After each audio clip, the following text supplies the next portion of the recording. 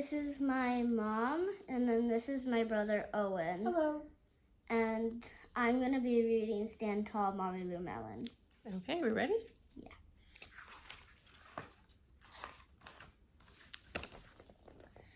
Molly Lou Melon stood just taller than her dog and was the shortest girl in the first grade. She didn't mind. Her grandma had told her, "Walk as proudly as you can, and the world will look up at you."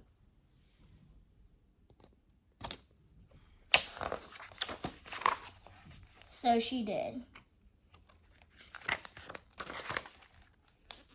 Molly Lou Melon had buck teeth that stuck out so far she could stack pennies on them. She didn't mind. Her grandma had told her, "Smile big and the world will smile right as long as you." So she did. Molly Lou Melon had a voice that sounded like a bullfrog being squeezed by a bow constructor. She didn't mind. Her grandma had told her, "Sing out clear and strong and the world would cry tears of joy." So she did. Molly Lou Melon was often fumble-fingered. She didn't mind. Her grandma had told her, "Believe in yourself and the world will believe in you too." So she did. Then Molly Lou Melon moved to a new town. She had to say goodbye to her grandma and all of her friends.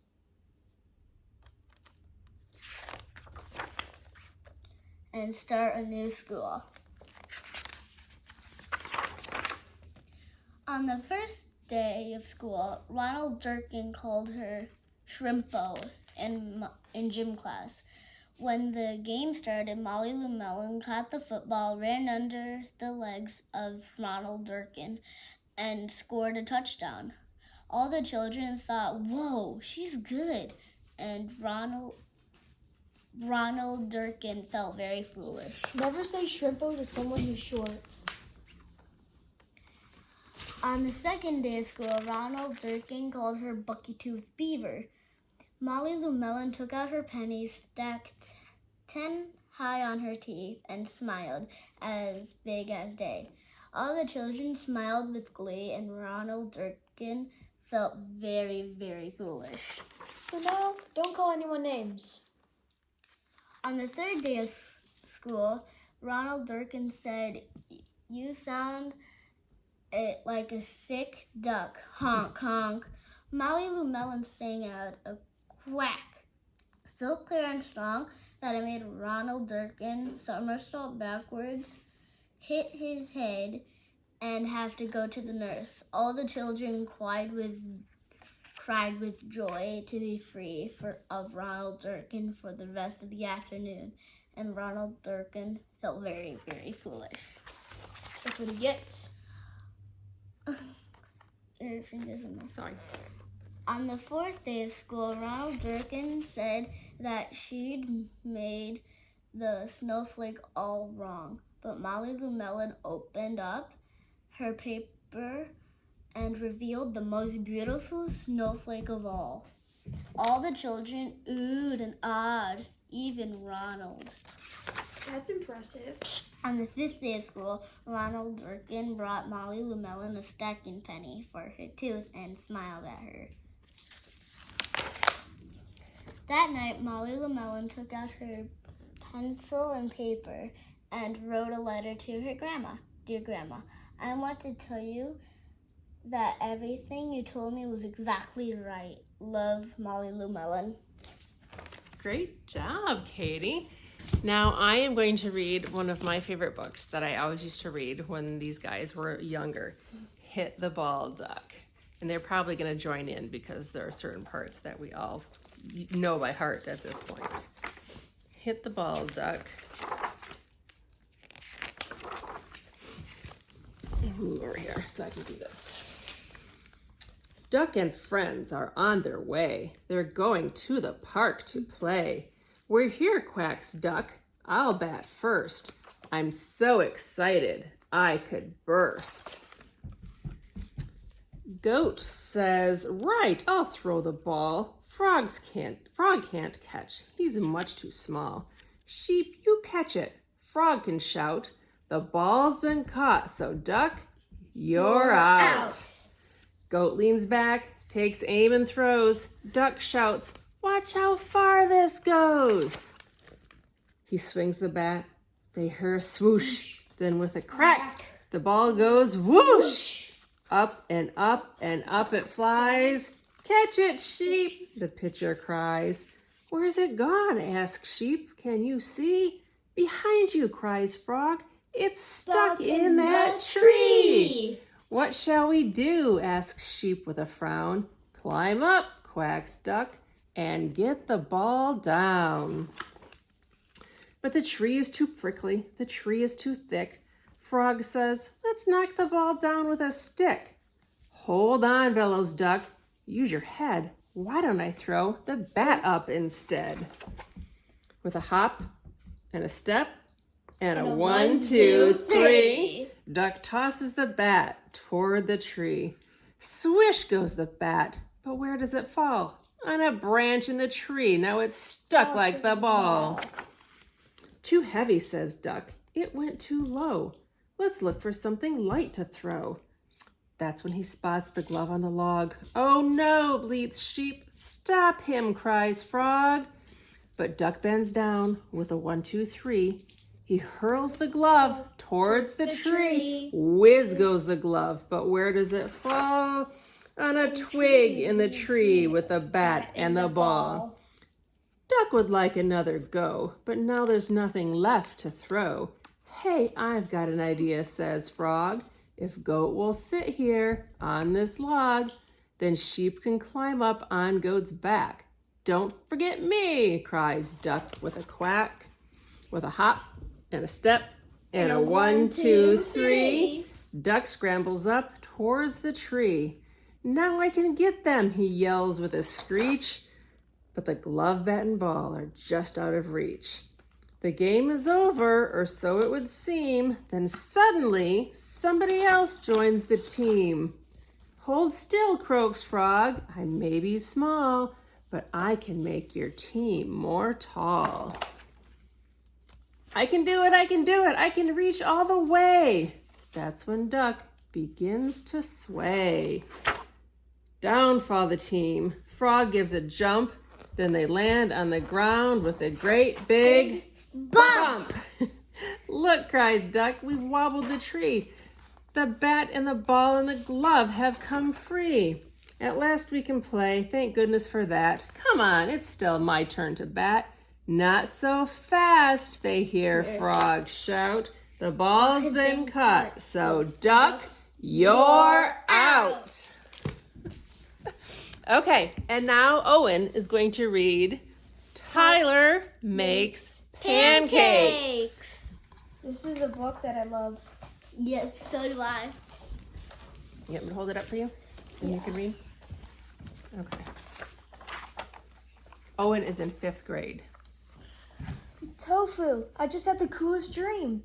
There were pancakes in outer space, and I was the captain of the pancake spaceship. Tyler said, "No, I'm hungry, and there's only one thing I want for breakfast." "You got it, pancakes. Let's surprise Mom and Dad. I've got my list ready. Let's hit the road and go to Mr. Jones' Market." What's on the list? 1 eggs, buttermilk, butter, flour, and maple syrup. "Morning, Mr. Jones," said Tyler. "I'm making pancakes. Can you help me find everything I need?" "You bet, Tyler," said Mr. Jones. "I love pancakes." "Me too. Come on in." Sorry. What do you need?" asked Mr. Jones. "Eggs. Hey, they are in the refrigerator," said Tyler. "Yup," said Mr. Jones. "These just came in fresh." "Fresh from what?" asked Tyler. "From chickens," said Mr. Jones. I don't see them. "Where are they?" asked Tyler. "Well, just imagine."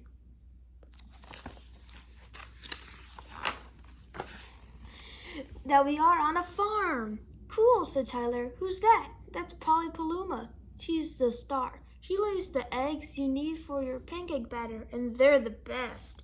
Tofu, stop tasting the chicken, said Tyler.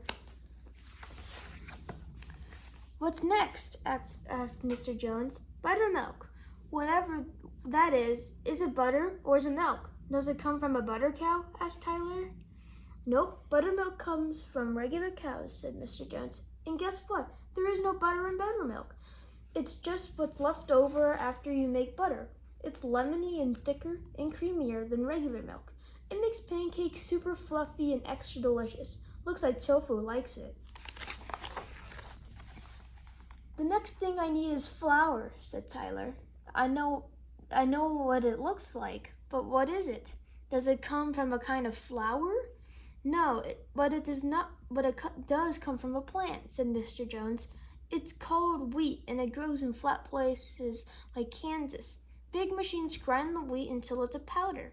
Then you can use it in all kinds of baking, like honey bread, pizza, cupcakes, you name it. Tofu, get out of there, said Tyler. There are no cupcakes in that bag. Ooh, look at these blueberries.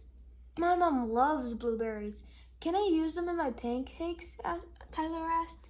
Blueberry pancakes are extra special favorites, said Mr. Jones. Want to guess where blueberries come from? Well, from here, the sign says the produce section, said Tyler. Well, you're right, Mr. Jones laughed. But before that, blueberries are grown on bushes. You have to pick a lot to fill one of these little boxes. Hey, Tofu, we can't forget the most important thing, sticky, gooey maple syrup. Said Tyler. Wow, look at all these bottles of syrup. How do I know which one to get? Only the best for your pancakes, Tyler. And syrup comes from way up in Vermont, said Mr. Jones. Does it grow here? Asked Tyler. It doesn't exactly grow, said Mr. Jones. Maple syrup comes from maple trees in the cold. Early spring, sap drains from the leaves and down the trunk. We tap a little pipe into the trunk and out drips raw maple syrup. But you can't eat it yet. Why not? Isn't it ready? Asked Tyler. Nope, you need to boil the raw syrup first until it turns thick, golden brown, and super yummy. Now I'm really hungry, said Tyler, and my list is done. Yay! Time to make pancakes. Off you go. But here's a little bit of bacon in your bag, said Mr. Jones. It's great with pancakes. And here's a cantaloupe I just picked from my garden out back. Bye, Mr. Jones. Thanks for helping me. Come on, Tofu, let's get cooking, said Tyler. Okay, Tofu, here we go. Step 1, mix the ingredients together. Check. Step 2, mix the wet ingredients together. Check. Step 3, mix the wet ingredients into the dry ingredients.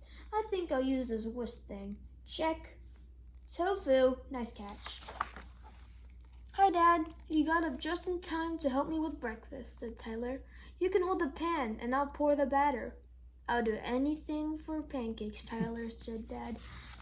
I hope we have syrup. We have lots, said Tyler, from Vermont. And Mr. Jones gave us a bacon cantaloupe, too. Now that's what I call breakfast, said Dad. I'll get Mom. Here it comes, said Tyler. Let's eat. I love breakfast, said Tyler. And I love you. Next time I'm going to make dinner. What do you think, Tofu? Don't tell me. Spaghetti. Tyler's buttermilk blueberry recipe. We've never made it. Well, we want to try to make it sometime. So thank you for joining us for 3 stories today. And we're going to challenge somebody else from Mrs. My class. Hansen's class to read a book for everybody. Thanks, everybody. Have a great I miss you, day. class.